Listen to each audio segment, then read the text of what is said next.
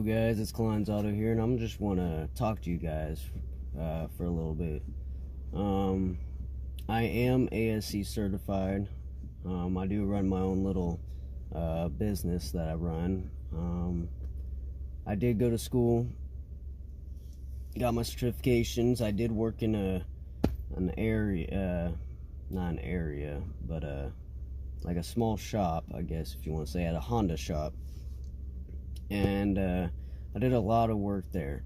Now, when I worked there, I worked with this older mechanic. He was probably in his 50s or 60s, roughly. Now, that dude, he knew his stuff. Now, he showed me a lot that I never even got taught in school. When I went through mechanic school, you know, in mechanic school, they teach you to go by everything by the book. You don't actually necessarily have to go through everything by the book. I mean, yes, it's good to go through everything by the book on some things, but on other things, you don't necessarily have to go through everything by the book. Except for like torque specs, wheel specs, you know, pretty much all the necessary things to do. Disconnecting your battery before you work on any electrical system. Pretty much all that nonsense.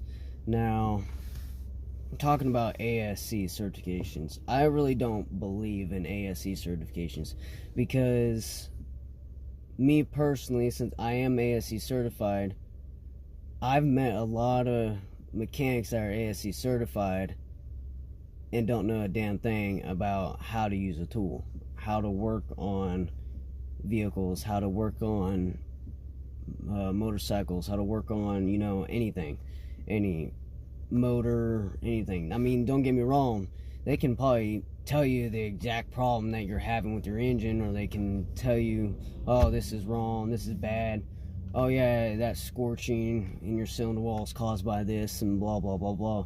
Well,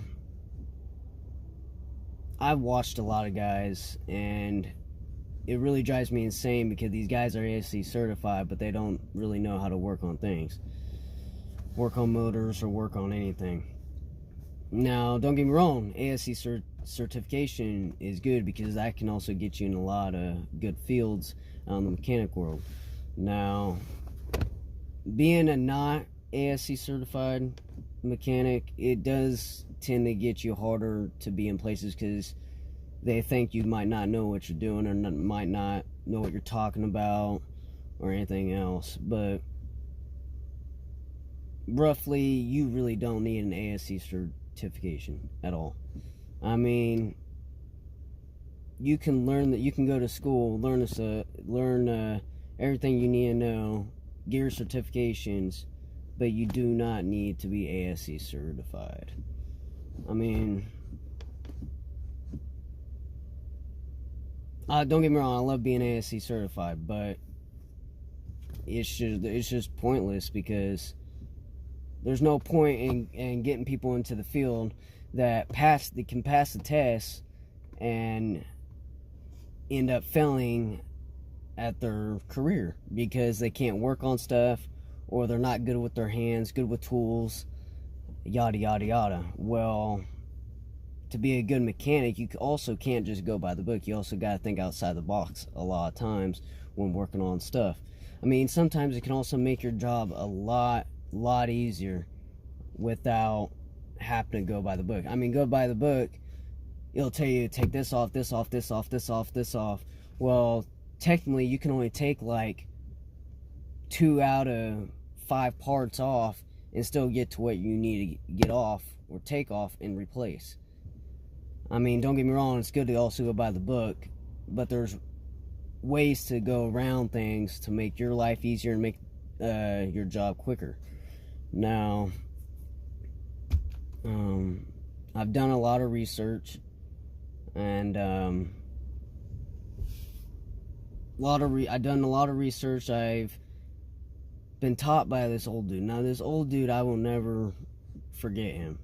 I mean, he's the one that taught me a lot about vehicles, cars, motorcycles, ATVs, pretty much everything. How to redo carbs, how to even fix, you know, a float valve without even buying a new one for what, $8 to $12 just for a float valve. I mean, on a carburetor system. I mean, there's ways to make things work without having to replace them. Now, if you got a major, you know, warped cylinder head, and you take it to the machine shop, and they're like, well, you got a crack here, and it's very uneven, it's most likely it just needs to be replaced, then yeah, I would replace it. I would strongly suggest to replace it. Now, on little stuff, there's always a will and there's a way to be able to fix things. You know, I call it the redneck way, I guess, if you want to call it the redneck way, because I'm from Kansas. Now, you don't have to necessarily replace every single part just to make it work. Now, don't get me wrong, if like the 2010 Taurus that I'm working on, I am going to have to replace a lot of parts on it because there's a lot of wear, tear, there's a lot of scorching. I'm going to have to rehome the cylinder walls. I don't want to go too far on the cylinder walls though, to where I have to be able to get a bigger piston, an oversized piston in it, instead of the regular standard size. Now, I want to stick to the standard size. I want to stick to what it came out of the factory. That's me personally. I mean, that's what the customer wants. He doesn't want anything, you know, to be wrong necessarily. The customer thinks that if I put bigger pistons in these cylinders, but on the right side of the block, it's the same size pistons as it came out of the factory, then it's gonna make everything off. Not necessarily, no. But for his sake, I want to do what the customer wants. You always want to do what the customer wants. You never want to be one of those mechanics that rip people off, because ripping people off, that will end your career very quickly. No one's going to like you. They're not going to want to come to you, everything else. Don't get me wrong, this guy, he likes what I do. I show him everything. You know, I taught him things that he didn't even know. I'm trying to go on YouTube and teach people, you know, it's okay to go outside the box when working on engines. It's okay to do things a little differently than what normal people do. Because things will still work. Now, don't get me wrong, I still measure everything to the correct measurements and everything else when putting an engine back together, putting everything back together, or just anything like a bearing or something. I make sure that, just so putting everything back there, you don't have to end up taking everything completely back apart. But yeah, I also the reason why I started my own YouTube channel is because I watched a lot of Chris Fix.